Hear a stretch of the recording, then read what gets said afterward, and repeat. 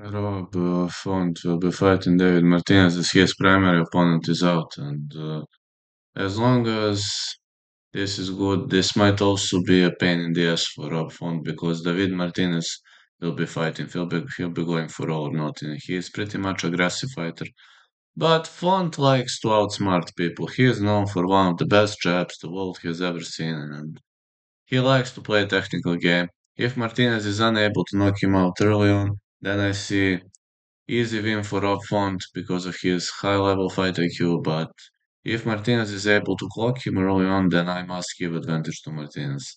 Now, if you ask me who's gonna win, I'm definitely here rooting for Rob Font because of the experience, etc. But I'm gonna go with over 1.5. Font wants to drag this bout into deep waters. Martinez is looking for an early knockout or an early stoppage, but I doubt he gets one. I'm giving advantage to Rob Font here.